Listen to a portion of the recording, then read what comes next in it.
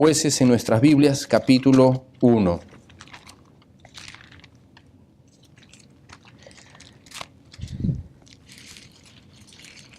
Si el libro de Josué es el libro de la victoria, el libro de Jueces, ¿de qué nos habla? Es un libro bastante triste, ¿no? Un libro bastante triste, pero sin duda que tiene mucha enseñanza. Así es que queremos aprender de los errores ajenos en este año. Queremos empezar el año aprendiendo justamente de este libro que tiene tanto para nosotros. Libro de Jueces, capítulo 1. Libro de Jueces, capítulo 1. Versículo 1. Todos juntos lo vamos a leer. Nos ponemos de pie, por favor, en reverencia a la palabra de Dios. Jueces, capítulo 1, versículo 1. Todos juntos. Comenzamos. Aconteció después de la muerte de Josué que los hijos de Israel consultaron a Jehová diciendo: ¿quién de nosotros subirá primero a pelear contra los cananeos? Vamos a orar. Señor, gracias te damos por este día, Padre amado. Gracias por todas las bendiciones inmerecidas que nos das. Pedimos en esta mañana, Señor, que hables a nuestros corazones. Saca de nuestra mente toda distracción, Señor, y abre nuestro entendimiento para que podamos meditar en tu palabra y guardarla en nuestro corazón y puedas tú, Señor, ser glorificado a través de ella. En el nombre de Jesucristo, tu Hijo amado, nuestro Señor y Salvador, lo pedimos todo. Amén. Pueden tomar asiento, por favor. Pueden tomar asiento. Muy bien, como usted sabe, el libro de Jueces es un libro intermedio, en realidad, entre el libro de Josué y el libro de Samuel, ¿no? El libro intermedio. Y el libro de Jueces va a mostrar una triste situación espiritual en la cual Israel se va a encontrar. Pero el libro comienza diciendo: aconteció después de la muerte de Josué. Aconteció después de la muerte de Josué. Esta generación, vamos a llamarla así, era una generación de oro. Fíjese por favor en el libro de Josué capítulo 24, Josué capítulo 24. Esta generación que salió del desierto era una generación especial. Josué capítulo 24, versículo 31. Dice: y sirvió Israel a Jehová todo el tiempo de Josué y todo el tiempo de los ancianos que sobrevivieron a Josué y que sabían todas las obras que Jehová había hecho por Israel. ¿Se acuerda qué generación era esta? La primera generación que salió de Egipto fue la generación que finalmente termina muriendo en el desierto por su rebeldía. ¿Se acuerda de ellos? Amén. La generación de Josué, termina siendo la segunda generación, que algunos de ellos todavía eran muy pequeños cuando estaban en Egipto, pero van a quedarse en el desierto dando vueltas y son la generación que van a introducirse en la tierra prometida. Puede anotar allí, por favor, Números capítulo 32, versículos 10 al 13. Números capítulo 32, versículos 10 al 13, dice así: y la ira de Jehová se encendió y juró diciendo: no verán los varones que subieron de Egipto de 20 años arriba la tierra que prometí con juramento a Abraham, a Isaac y Jacob, por cuanto no fueron perfectos en pos de mí, excepto Caleb, hijo de Jefoné ceneseo, y Josué, hijo de Nun, que fueron perfectos en pos de Jehová. Y la ira de Jehová se encendió contra Israel y los hizo andar errantes 40 años por el desierto, hasta que fue acabada toda aquella generación que había hecho mal delante de Jehová. Es decir, la primera generación terminó muriendo en el desierto porque era una generación contumaz y rebelde. Esta segunda generación eran los de 20 años por abajo, que terminaron creciendo en el desierto, excepto Josué y Caleb, y son los que Dios los introduce en la tierra prometida y logran conquistarla. Esta era una generación excepcional, hicieron lo bueno delante de Dios. Es por eso que el versículo 31 dice que sirvió Israel a Jehová todo el tiempo de Josué y todo el tiempo que sobrevinieron a los ancianos, todos los que sobrevivieron a Josué, que sabían todas las obras de Jehová. Esa generación de Josué, esos que eran de 20 años por abajo, terminaron siendo mayores, siendo adultos y terminaron fieles al Señor.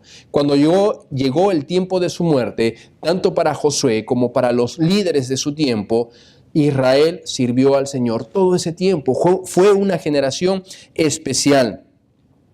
El libro de Hebreos, capítulo 3, versículo 10, dice: a causa de lo cual me disgusté contra esa generación y dije, siempre andan vagando en su corazón y no han conocido mis caminos. Filipenses 2:15 dice: para que seáis irreprensibles, hijos de Dios, sin mancha en medio de una generación maligna y perversa, en medio de la cual resplandecéis como luminares en medio del mundo. Es decir, esa primera generación fue una generación mala. Dios la terminó eliminando. La segunda generación, que es la generación de Josué, con los de 20 años por abajo, fue una generación bendecida, fue una generación de oro, porque fueron fieles. Ahora en el libro de Jueces viene la tercera generación, es decir, los hijos, los descendientes de ellos. Y vamos a encontrar que no hicieron tan bien el trabajo como lo hicieron sus padres. Antes de continuar, me gustaría hacer un par de preguntas. Hermanos, ¿qué generación somos nosotros? ¿Qué tipo de generación somos? ¿Cómo nos identificamos? La primera generación, dice Dios, que era una generación rebelde que hizo lo malo, no andaron perfectos en los caminos del Señor. La generación de Josué fue una buena generación. El apóstol Pablo exhorta en el libro de Filipenses, dice que tengamos cuidado para andar irreprensibles y sencillos en medio de una generación mala y perversa. Cristo habló mucho acerca de las generaciones. Cuando se dirigió a la generación de su tiempo, los llamó generación de víboras. ¿Quién os enseñó a huir de la ira venidera? Lo dijo Juan, lo dijo el Señor Jesucristo. Cristo hablaba a su generación, le dijo generación rebelde, generación contumaz, y tuvo muchos calificativos muy duros para la generación de su tiempo. Si Dios viese nuestra generación, ¿cómo la calificaría? ¿Qué diría acerca de una generación? ¿Diría que somos una generación fiel en servir al Señor? Diría que somos una generación, como dice el libro de Hebreos, que siempre andan vagando en su corazón. Una generación que va dependiendo de las circunstancias, con un servicio al Señor no fiel, no constante, no consagrado. Diría el Señor que somos una generación perversa, una generación maligna. ¿Qué tipo de generación somos? ¿Qué tipo de generación nos gustaría ser? ¿Cómo nos gustaría que el Señor nos recuerde? Pero lo más triste, ¿qué tipo de generación estaremos dejando? ¿Sabe que la siguiente generación, hermanos, perdón, no será más de lo que nosotros somos? Y eso es una de las cosas en las cuales nosotros necesitamos pensar. Nos agradan los hijos, nos deleitamos quizás en los nietos, pero la gran pregunta es, ¿qué tipo de servicio? ¿Cómo servirán ellos al Señor? ¿Cómo vislumbramos de acá a algunos años la iglesia de Dios? De acá a algunos años, muchos de nosotros quizás no estemos, algunos quizás estaremos ya ancianos, y los niños que ahora son niños, los jóvenes que ahora son jóvenes, estarán casados, tendrán sus familias, serán los fundamentos de la iglesia. ¿Qué tipo de fundamentos tendrá la iglesia? Podríamos estar seguros en confiar la posta y decir, creo que estamos haciendo buen trabajo. La iglesia seguirá siempre fiel al Señor porque tenemos confianza y esperanza en las siguientes generaciones, que son nuestros hijos. O miraríamos un futuro oscuro, un futuro incierto. ¿Quiénes, cómo servirán al Señor? ¿Cómo servirán al Señor nuestros jóvenes? ¿Cómo servirán al Señor nuestros hijos? Hermanos, si ellos no ven padres consagrados, le aseguro que no tendremos una iglesia consagrada. Ellos no serán más de lo que nosotros somos. La generación de Josué fue una generación espectacular, fue una generación de oro. Israel siguió fiel, dice, todo el tiempo de Josué y todo el tiempo de los ancianos que sobrevivieron a Josué. Pero la siguiente generación ya empieza con los problemas. Entonces, hermanos, eso nos debe llamar la atención. ¿Cómo ve Dios nuestra generación? ¿Cómo estamos preparando a la siguiente generación? Es uno de los grandes retos que tenemos. ¿Cómo estamos preparando a esta generación? El versículo 1 dice que Judá consultó, ya en Jueces capítulo 1, versículo 1, dice, aconteció después de la muerte de Josué que los hijos de Israel consultaron a Jehová diciendo, ¿quién de nosotros subirá primero a pelear contra los cananeos?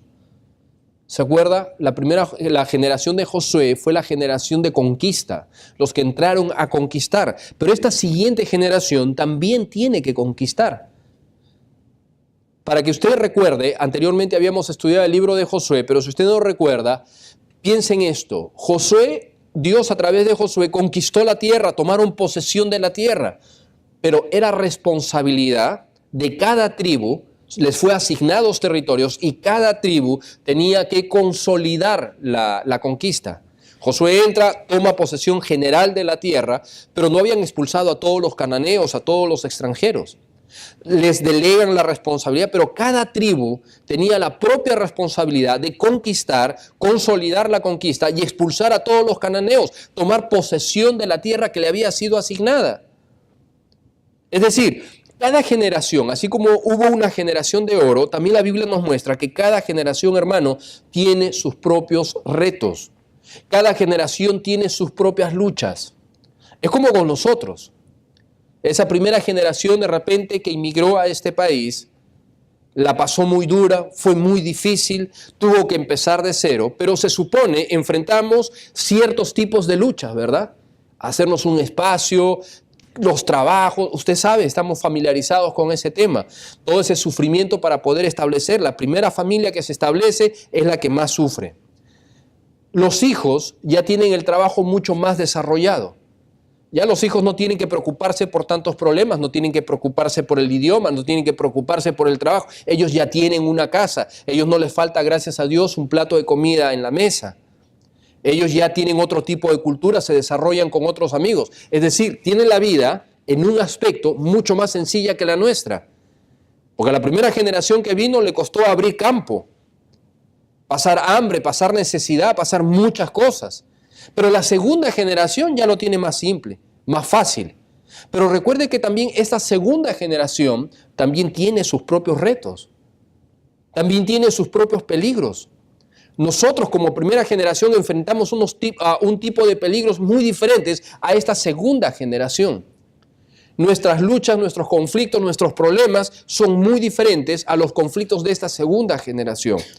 Lo cierto, hermanos, es que Dios nunca engría a sus hijos.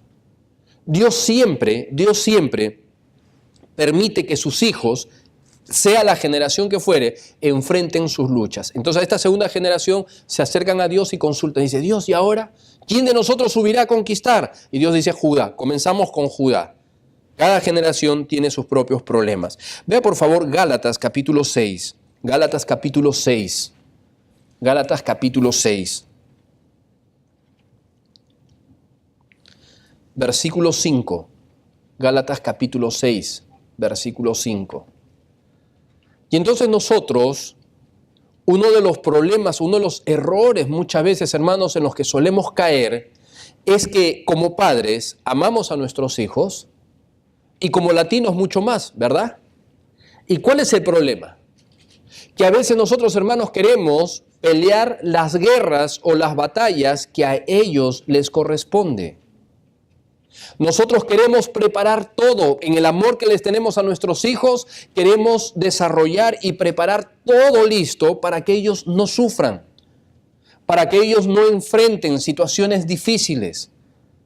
Y nosotros estamos más que dispuestos a tomar esas cargas, pero no nos damos cuenta, hermanos, que haciendo eso con una buena motivación, pero vamos contra la voluntad de Dios, contra el propósito de Dios, porque Dios ha establecido que cada generación lleve sus propias cargas. Tenemos que entender eso, hermano. Hacemos un daño a nuestros hijos cuando hacemos lo que a ellos les corresponde. Vea el principio bíblico que encontramos en el libro de Gálatas. Versículo 5, todos juntos lo leemos. Amén. Comenzamos. Porque cada uno, todos juntos, porque cada uno llevará su propia carga. ¿Qué dice, hermano? Cada uno llevará su propia carga. Y a veces entonces cometemos dos extremos como padres. Muchas veces ponemos más cargas que las que nuestros hijos pueden llevar. Los abusamos porque ellos no están preparados para eso, los soltamos antes de tiempo. O el otro extremo es que los sobreprotegemos demasiado y tratamos de llevar cargas que les corresponde a ellos, pero nosotros queremos llevarlas porque los amamos, porque no queremos que ellos sufran. Recuerda, hermano, las cargas bíblicas producen el carácter adecuado para enfrentar las batallas. Si no hay problemas, si no hay cargas, Dios no puede utilizar eso para trabajar en la vida de nuestros hijos o en nuestra propia vida. ¿Por qué aprendimos muchas de las lecciones espirituales? Si se da cuenta, Dios utiliza los problemas y fueron gracias a los problemas que aprendimos esas lecciones espirituales. Ahora, con esto no estoy hablando por si acaso de poner problemas innecesarios en la vida de nuestros hijos, pero sí de que ellos asuman las cargas correspondientes a su edad. Dice, porque cada uno llevará su propia carga. A veces queremos encerrar a nuestros hijos en una burbuja y que no tengan contacto con otros elementos. Pero hermano, nuestros hijos tarde o temprano saldrán. Por ejemplo, no tengo nada en contra, y espero que no me malinterprete, no tengo nada en contra de la educación cristiana. Me parece fenomenal, creo que es una buena herramienta. Pero recuerde, muchas veces acudimos o escogemos la educación cristiana como si fuese un recurso y eso garantizaría el hecho que nuestros hijos van a hacer lo correcto. A veces nuestros hijos, hermanos, necesitan cimentar su fe. Ellos van a tener contacto con los inconversos. Ellos necesitan cimentar. Podemos crearles todo un sistema perfecto para ellos, pero recuerde, tarde o temprano estarán con el mundo. Tarde o temprano alguien preguntará por su fe. Tarde o temprano alguien les va a hacer bullying por su fe. Tarde o temprano alguien les preguntará acerca de sus convicciones cristianas. Tarde o temprano ellos tendrán que enfrentar sus convicciones cristianas. No podemos aislarlos de eso. Entonces no hay nada de malo que esté en un colegio cristiano, pero tampoco hay nada de malo que esté en una escuela secular. La ventaja de ello es que les permite, espero que me entienda, les permite fundamentar su fe. Entonces a veces pensamos que sería el ideal. Sí, puede que sea el ideal una escuela cristiana, pero también recuerde, ellos necesitan fundamentar su fe. Ellos necesitan relacionarse con el compañero. Tarde o temprano alguien pondrá un cigarrillo, alguien pondrá algo de droga en sus manos, vendrá la tentación a su puerta. ¿Y qué van a hacer ellos si siempre los estamos sobreprotegiendo y nunca les damos la oportunidad de cimentar su fe? Tienen que llevar sus propias cargas, cimentar su fe. Ellos van a tener que pelear la vida cristiana. Y sabes, es una preocupación personal con mis hijos. Bueno, en este caso ya Sergio ya no está con nosotros, básicamente, con Samuel. Y se lo he dicho a Samuel. Y lo mismo pasa con los demás. ¿Qué sucederá cuando está con nosotros? Están protegidos, pero que ese no es el problema. ¿Qué sucederá después cuando ellos están solos? Entonces, como padres tenemos esa responsabilidad. Que el Señor nos dé la sabiduría para formar un carácter en ellos para que puedan afrontar los retos de la vida, los retos del mundo, las tentaciones del mundo y puedan salir victoriosos. Ahora, ve el versículo 2 de Gálatas, por favor. Ve el versículo 2. Entonces, ¿hay algo de malo en un colegio cristiano? Por supuesto que no, no hay nada de malo. Pero recuerde, es responsabilidad de los padres poner los principios bíblicos. El colegio no lo hará. Si nuestros hijos no están en un colegio cristiano, mucho más tenemos la responsabilidad. Ellos necesitan llevar su carga, cimentar su fe. Versículo 2. Sobrellevad los unos las cargas de los otros y cumplid así la ley de Cristo. Ahora, note, el versículo 5 dice que cada uno lleve sus propias cargas. Versículo 2 dice, sobrellevad los unos las cargas de los otros. ¿Hay contradicción en la palabra de Dios? No, no puede haber contradicción. Pero ¿cómo es entonces que el 5 dice, cada uno lleve su propia carga? Y el versículo 2 dice, sobrellevad los unos las cargas de los otros. ¿Debo de llevar la carga de mis hijos? ¿Cómo encontramos? Bueno, lo que dice, cuando nuestros hijos llevan su propia carga, la idea acá es cuando un creyente lleva su carga, está llevando su carga y ya no puede llevar su carga, es ahí donde ingresa el hermano y dice, hermano, déjame sobrellevar tu carga, déjame aliviar tu carga, déjame ayudar con tu carga. Pero eso no se hace sino hasta que él esté llevando su carga. La idea no es que, tengo que llevar esa carga, y viene el otro que ya está con su carga y dice, bueno, yo la llevo por ti, porque soy cristiano, yo la llevo por ti. Y se carga las dos cargas y va ahí todo apenas avanzando. Y la otra persona va, gracias, sobrellevar las cargas de los unos por los otros. Esa no es la idea. La idea es, tú estás llevando, yo estoy con mi carga, tú estás llevando tu carga, déjame ayudarte un poco. Y juntos llevamos las cargas, pero cada uno con su carga, ¿se da cuenta? A veces nosotros hacemos lo opuesto. Con los hijos, nosotros llevamos nuestra carga y encima de nuestras cargas llevamos toda la carga de nuestros hijos. Y estamos a las justas, estamos apenas, y nuestros hijos, ¿qué es lo que están haciendo? ¿Están llevando algún tipo de carga? No. Porque nosotros tenemos el concepto, no, pero es que él tiene que estudiar, tiene que enfocarse en estudiar. Amén, tiene que estudiar. Pero también, hermanos, tiene que llevar otras cargas adicionales. Tiene que llevar las cargas, compartir las cargas familiares, como todos.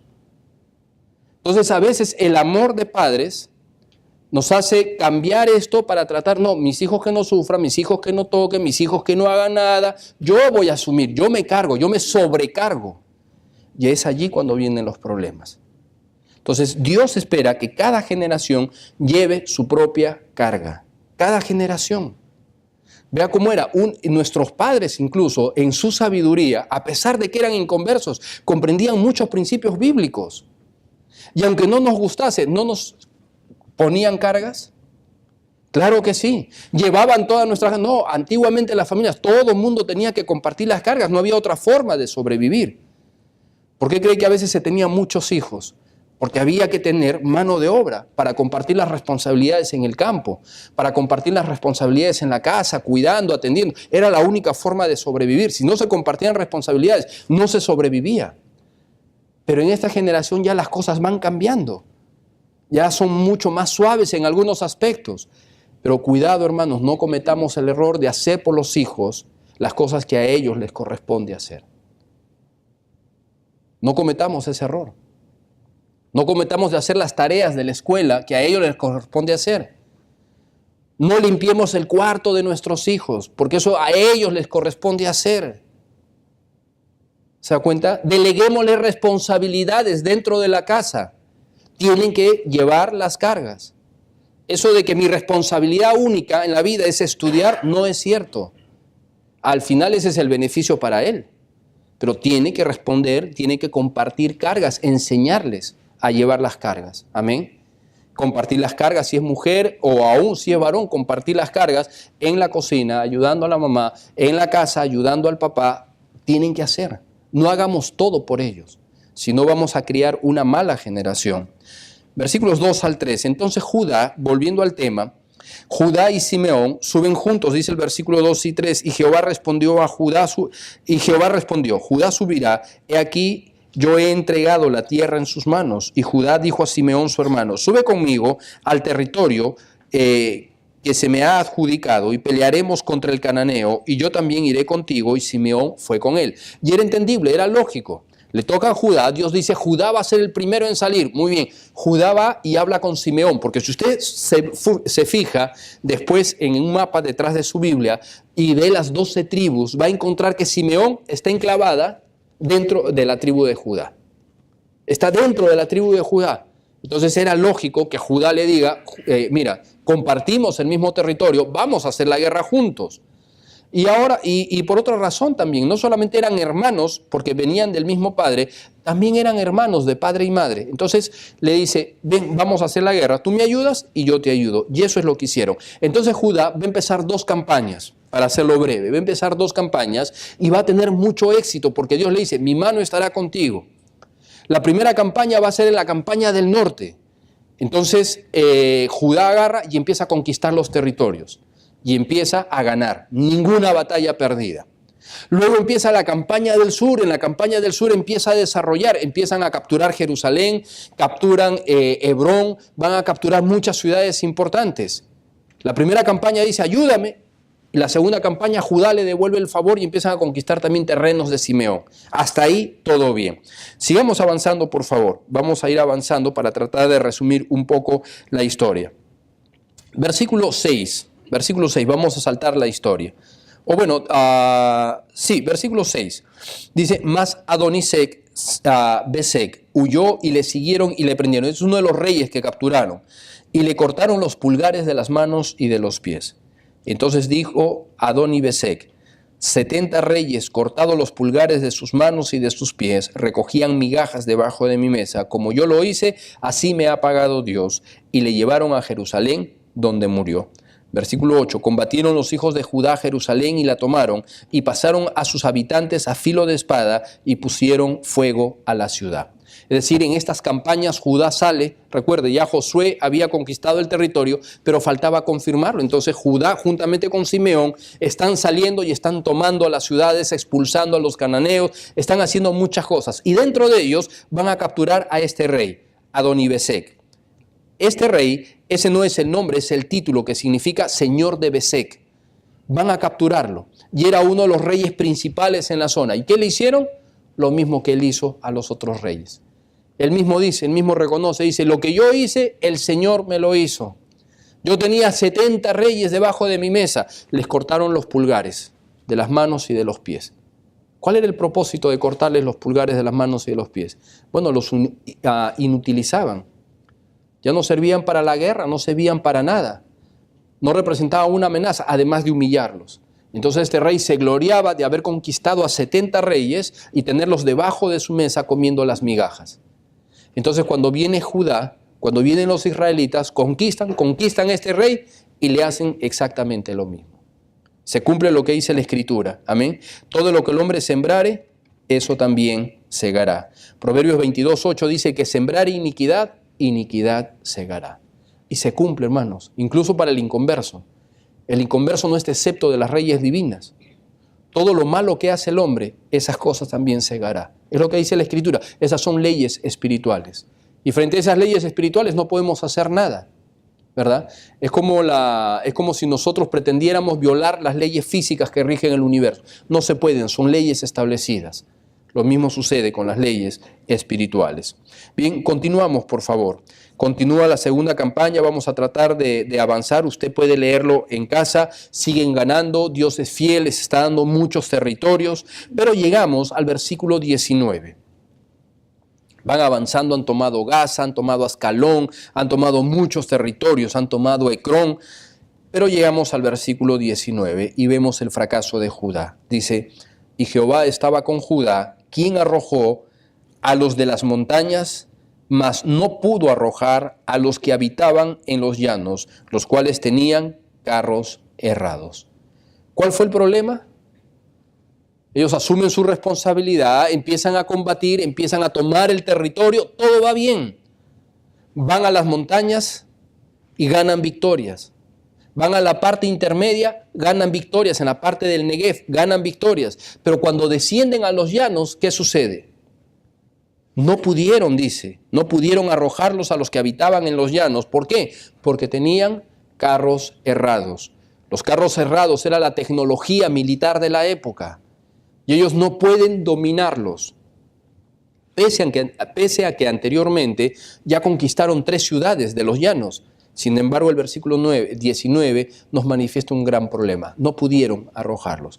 Ahora, la pregunta es, ¿por qué no pudieron arrojarlos? ¿Era primera vez acaso que se estaban enfrentando a carros cerrados? No. ¿Por qué no pudieron arrojarlos? ¿Sabe por qué, hermanos? Fue por su falta de fe. No se trataba de poder, sino de creer. En el versículo 2, Dios les dice, mi mano estará contigo. Anteriormente, cuando empezamos a revisar la historia en el libro de Josué, en el libro de Éxodo, encontramos, hermanos, que Israel muchas veces había desbaratado ejércitos enormes y estos ejércitos tenían carros errados. ¿Pero por qué en este caso no?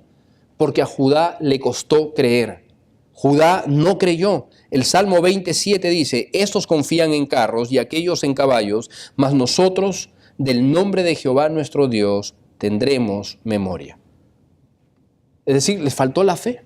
Vieron los carros cerrados y dijeron, no, acá no podemos hacerlo. Y se dieron la vuelta y los dejaron. Cometieron el gran error. Esos mismos pecados, esos mismos ejércitos, esos mismos pueblos que dejaron, con el tiempo, y ese va a ser el problema en el libro de Jueces, van a ir adquiriendo mayor forma. Se van a ir multiplicando y al final van a terminar conquistando a los judíos y causándoles grandes problemas. Fíjese por favor el capítulo 3, versículo 3. Capítulo 3, versículo 3.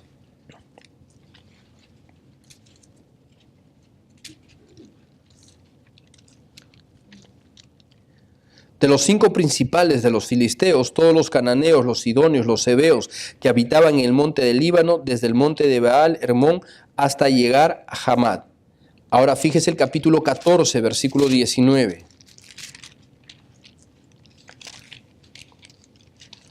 Capítulo 14, versículo 19.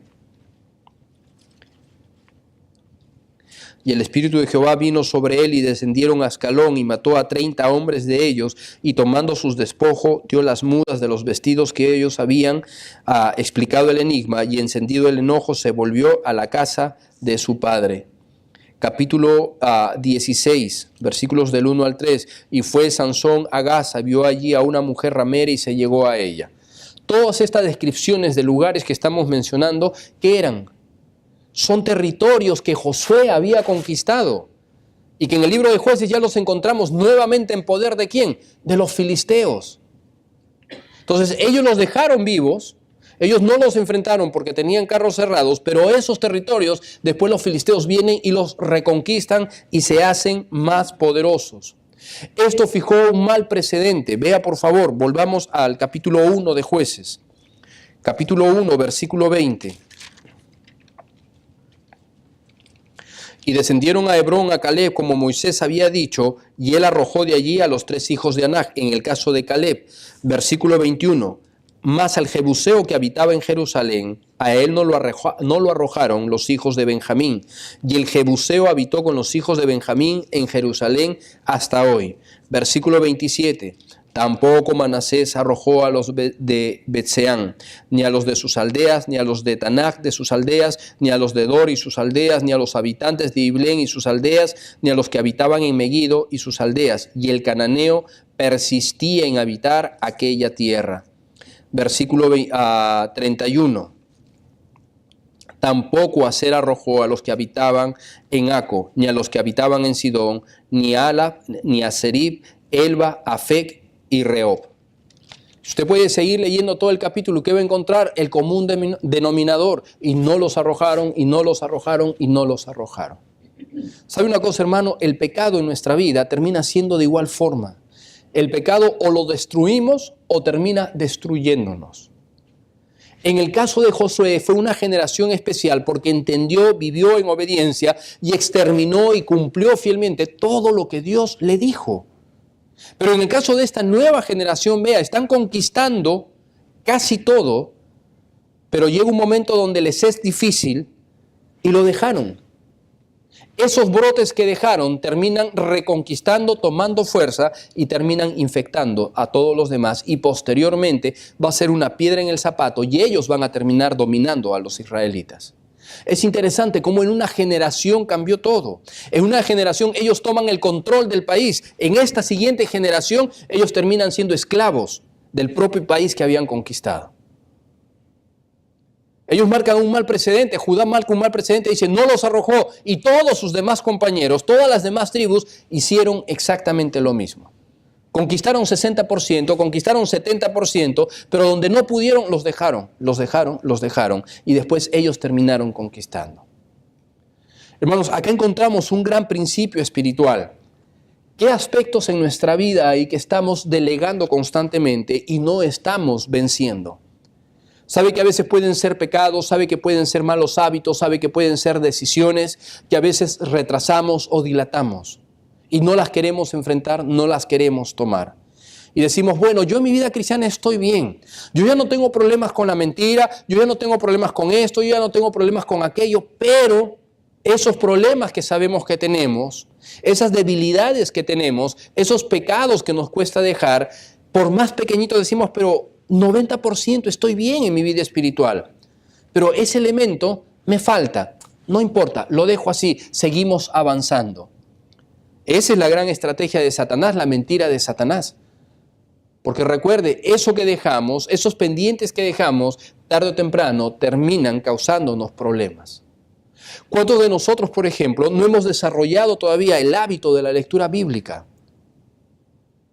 Y decimos, bueno, yo voy a los cultos, gracias a Dios. Yo no tengo problemas con diezmar, gracias a Dios. Yo no tengo problemas con hablar a otros de Cristo, gracias a Dios.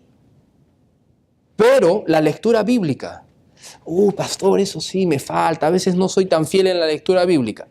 Hermano, tarde o temprano, ese pecado que dejamos, esos carros errados que no queremos conquistar porque es un carro errado, esa fortaleza que dejamos, tarde o temprano nos causará problemas. Y le digo, un cristiano que no pasa tiempo en la palabra de Dios es un cristiano condenado a perecer.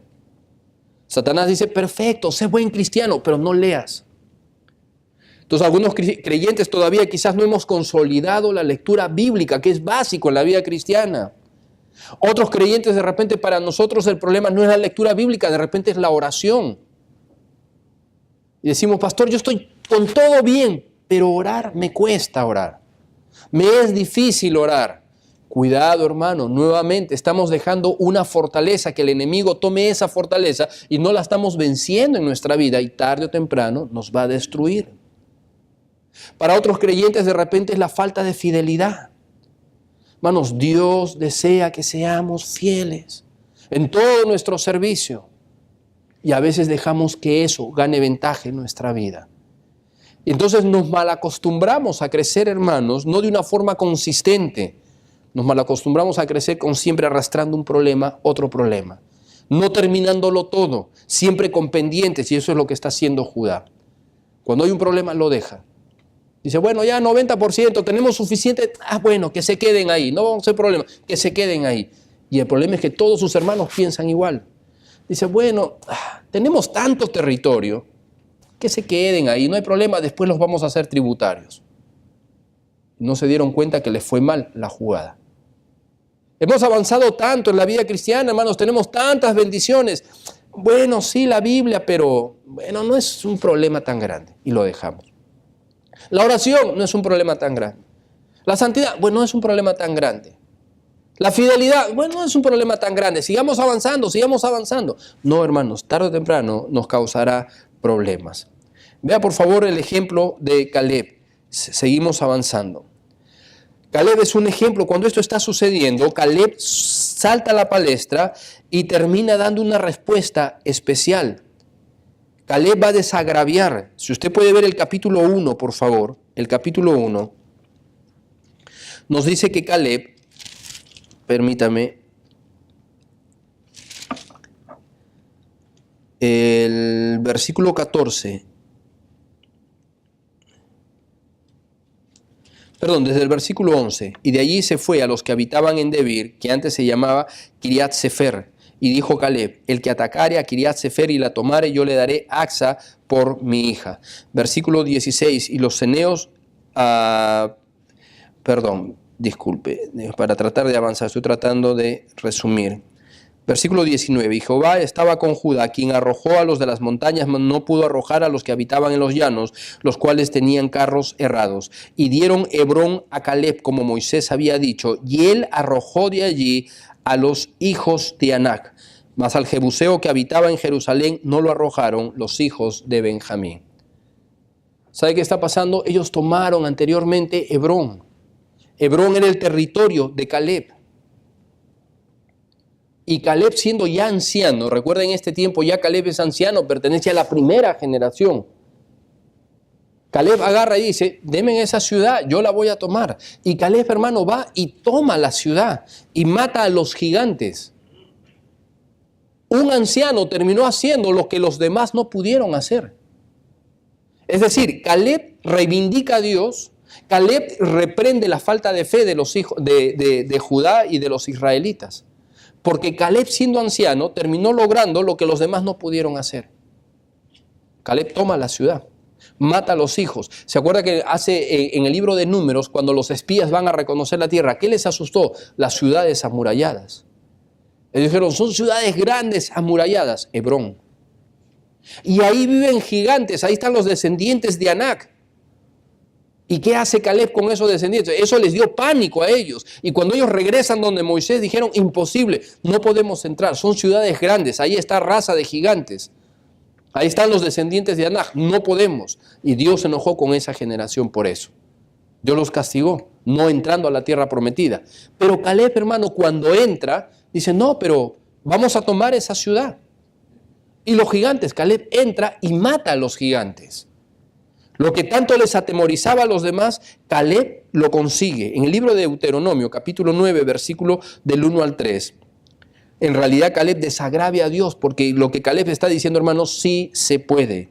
Hoy Israel Tú vas hoy a pasar el Jordán para entrar a poseer las naciones más numerosas y más poderosas que tú, ciudades grandes y amuralladas hasta el cielo, un pueblo grande y alto, hijos de los anaseos, de los cuales tienes tu conocimiento y has oído decir, ¿quién se sostendrá delante de los hijos de Anac? Entiende pues hoy que es Jehová tu Dios el que pasa delante de ti como fuego consumidor que los destruirá y humillará delante de ti, y tú los echarás y los destruirás enseguida, como Jehová te ha dicho. ¿Se da cuenta? Caleb logra hacer lo que los demás no pudieron hacer. Caleb reivindica la fe, reivindica a Dios. Básicamente es lo que Romanos 8:35 dice. ¿Qué pues diremos a esto? Si Dios con nosotros, ¿quién contra nosotros? Ve el versículo 21 para terminar. Perdón. Mas al jebuseo que habitaba en Jerusalén no lo arrojaron, los hijos de Benjamín, y el jebuseo habitó con los hijos de Benjamín en Jerusalén hasta hoy. ¿Qué pasó, hermanos, con Jerusalén? Primero, ¿qué pasó con Hebrón? Caleb lo toma porque Judá no pudo tomarlo, pero Caleb lo toma. ¿Y con Jerusalén? ¿Qué sucedió con Jerusalén? Si usted lee el pasaje con más detenimiento, el capítulo 1, los versículos anteriores, notará que Judá conquista Jerusalén, toma Jerusalén y se lo deja. Jerusalén no le pertenecía a Judá, le pertenecía a la tribu de Benjamín. Entonces, ¿qué tenían que hacer los benjamitas? Ya tenían todo listo, todo servido en la mesa, ni siquiera ellos habían entrado a pelear. Ellos tenían que ir simplemente a poseer la tierra. ¿Y qué hicieron? No poseyeron la tierra. No entraron a Jerusalén. Ahí dice, y no arrojaron los hijos de Benjamín. ¿Y qué hizo el jebuseo? Se quedó. Yo dije, pero nadie me va a votar. Me quedo. Porque recuerde, ellos persisten en quedarse en la tierra. Ellos no quieren salir, ellos quieren quedarse. Ellos consideran que es su tierra. Ellos ven a los israelitas como invasores que los están sacando de sus tierras. Entonces se quedaron. Era tan negligente Benjamín que ni siquiera hizo lo que ya estaba servido en la mesa. ¿Cuántas veces, hermanos, nosotros también pecamos de negligencia como Benjamín? ¿Cuántas veces tenemos todas las oportunidades para poder servir al Señor y a veces somos tan negligentes que ni siquiera lo hacemos? Por ejemplo, no nos podemos quejar de ignorancia, de decir, no, pastor, es que yo no sé hacer las cosas. Bueno, tenemos una Biblia, tenemos una iglesia que no será perfecta, pero por lo menos recibimos alimento de la palabra de Dios. Pero a veces somos tan negligentes que no tomamos tiempo para la lectura bíblica. Somos tan negligentes que no oramos. Y entonces, hermano, muchas veces no crecemos en la vida espiritual, no por problemas, sino por negligencia, por pecado de negligencia. No avanzamos en la vida espiritual por negligencia, porque somos negligentes, porque la verdad de los casos es que podríamos leer la palabra de Dios, nosotros decimos, bueno, es que no tengo tiempo, pero bien sabemos que eso es una mentira. ¿Podríamos tomar tiempo para la palabra de Dios? Sí, si nos levantaríamos más temprano. Pero como no queremos levantarnos más temprano, como no queremos modificar nuestro horario, entonces no tenemos tiempo para la palabra de Dios. Y entonces optamos por quejarnos. No siento que Dios está obrando en mi vida. Yo no sé por qué Dios lo siento tan distante. No me siento bien. Bueno, yo le doy la razón. La respuesta es porque no estamos pasando tiempo con Dios muchas veces. ¿Y por qué no pasamos tiempo con Dios? Porque tristemente somos negligentes. Entonces perdemos las bendiciones de Dios por nuestra negligencia. Y eso es lo que es Benjamín. Conquistaron el terreno, lo tenía listo Benjamín. Y Benjamín no quiso tomarlo. Después, el jebuseo más astuto dijo, me quedo. Y se afincó tanto, se afirmó tanto, que después le costó y no lo van a votar. ¿Sabe cuándo conquistan Jerusalén? 400 años después, con David.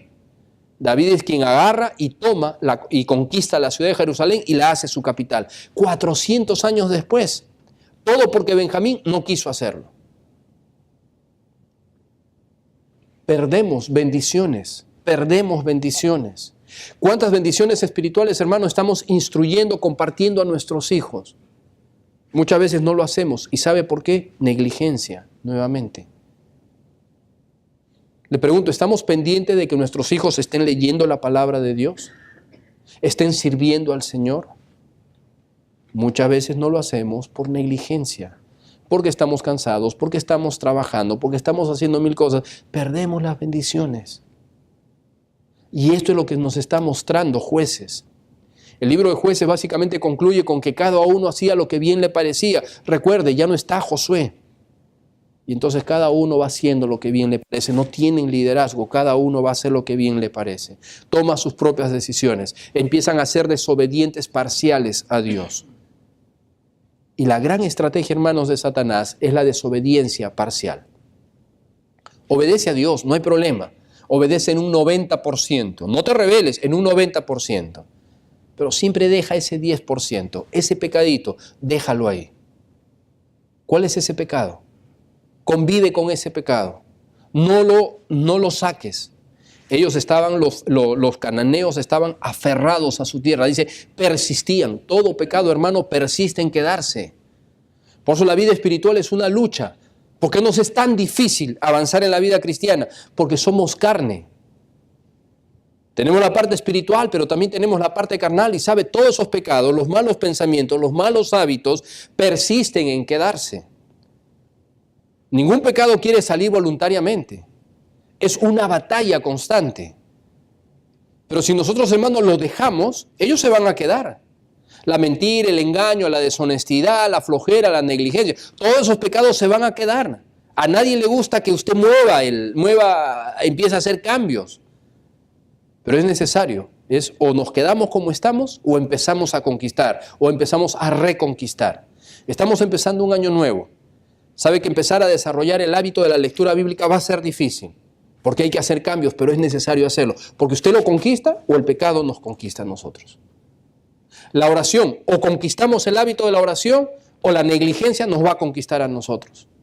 O decidimos ser fieles en este nuevo año que empezamos, o la falta de consagración, de servicio a Dios, nos va a conquistar y va a ser otro año más perdido, que vamos así, que vamos allá. Decidamos, este año tiene que ser un año diferente, un año de luchas, sí. Un año de cambios, sí. Un año difícil, sí. Un año de victorias, sí. Dios no puede mentir, Dios nos ha dado la victoria, dice que en Cristo somos más que vencedores. No hay pretexto para no vencer. No hay pretexto para no ser fiel, no hay pretexto para no leer la Biblia, no hay pretexto para servir al Señor, no hay pretexto para ser fiel al Señor, no hay pretexto. Todo pecado que dejamos es pecado que nos va a destruir más adelante. Y si no lo hace con nosotros, va a destruir a nuestros hijos. Porque si no dejamos un buen testimonio para nuestros hijos, recuerde, esa va a ser la siguiente generación. El mejor recuerdo que podemos dejar a nuestros hijos es que ellos nos vean sirviendo al Señor, que ellos nos vean orando, que ellos nos vean leyendo la Biblia, que ellos nos vean tratando de ser fieles al Señor. Esa es la mejor herencia que podemos dejar. Eso es lo que les va a estimular a ellos a servir al Señor. Si no, dejaremos una generación económicamente bien, con buena profesión, dinero, pero sin fervor, sin pasión por el Señor. Una generación muerta. Y de eso nos habla el libro de Jueces. Vamos a ver.